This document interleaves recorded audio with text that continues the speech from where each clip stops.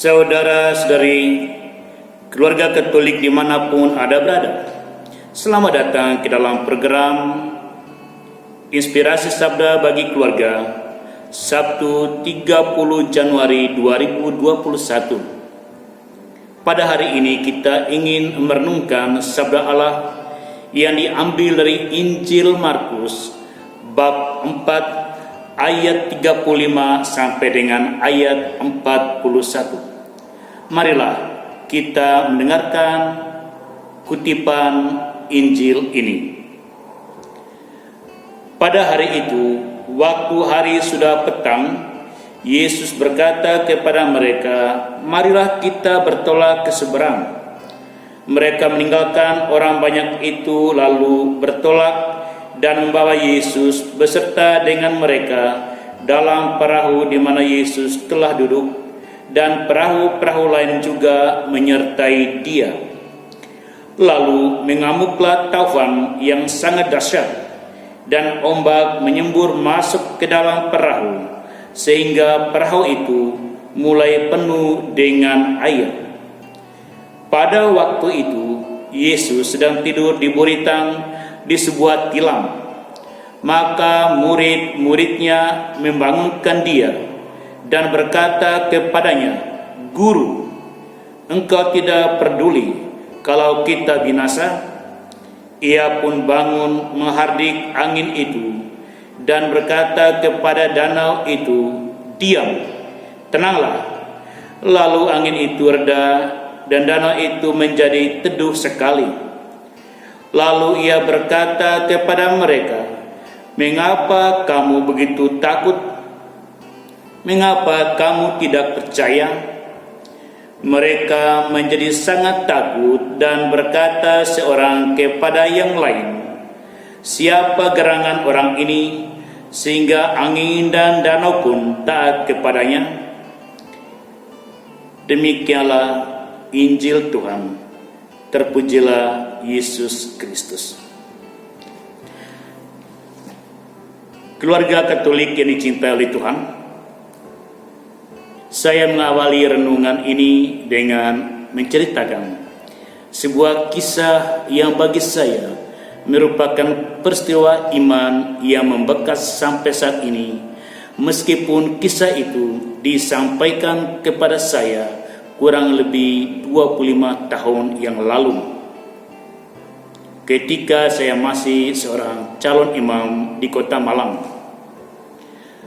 Seorang ibu janda dari 2 orang anak, sang sulung laki-laki, adiknya seorang perempuan. Sang janda kerjanya sebagai tukang cuci dari rumah ke rumah. Ia seorang Katolik yang taat, tinggal di daerah pinggiran, lingkungan di mana bukan kelas menengah ke atas. Ia bertekun di dalam doa dan bekerja membiayai pendidikan anak-anaknya. Sang putra sulung sekolah STM dan dia akan mengikuti ujian terakhir. Kurang lebih 10 hari sebelum ujian itu dilaksanakan, kepala sekolah, pihak sekolah memanggil sang anak bahwa sebelum ujian uang sekolah harus dilunaskan.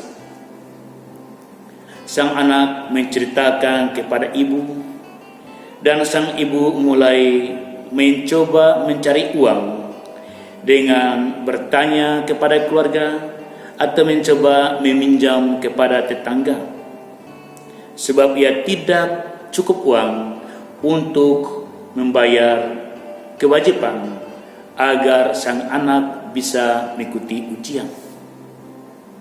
Kurang lebih 4 hari sebelum batas waktu terakhir pembayaran uang sekolah, suatu senja, seekor burung terbang masuk ke dalam rumahnya.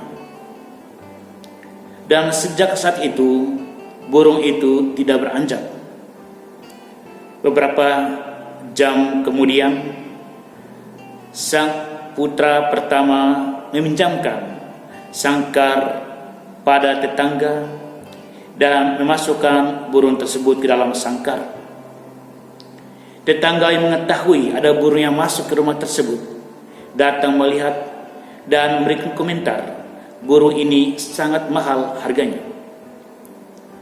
Sang ibu berujar, biarlah kita menunggu, mungkin ada orang datang mencari burung dan mengatakan ini burungnya. 2 hari kemudian belum ada orang yang muncul.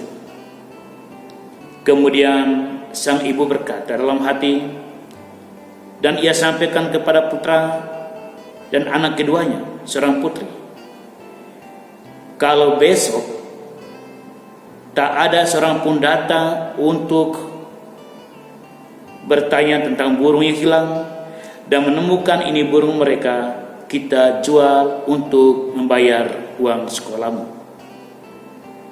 Keesokan hari tak ada yang datang mencari burung serta mengatakan ini burung kami. Maka diputuskan oleh sang putra tersebut dan ibu mereka menjual burung tersebut. Akhirnya apa yang terjadi?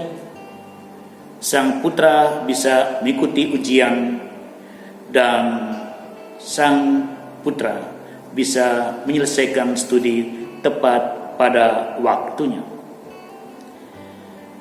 Keluarga Katolik yang terkasih, inilah sebuah kisah yang memberikan inspirasi kepada kita untuk menemukan bagaimana peristiwa Injil pada hari ini kerap terjadi di dalam kehidupan kita, di dalam kehidupan keluarga Katolik, keluarga orang-orang beriman dimanapun mereka berada, di dalam situasi mereka membutuhkan pertolongan.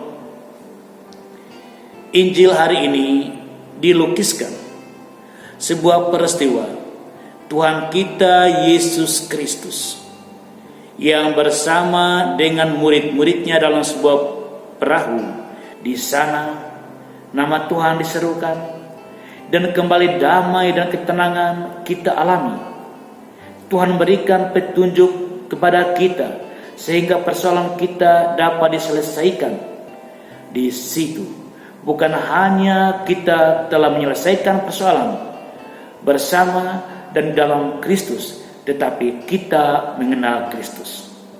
Oleh karena itu, saudara yang terkasih, marilah kita diajak untuk menyerukan nama Tuhan di dalam masalah kehidupan kita, dan biarkanlah masalah-masalah dalam keluarga kita membuat kita semakin mengenal dan percaya Tuhan Yesus bersama dengan kita. Jangan takut, Tuhan beserta kita. Amin.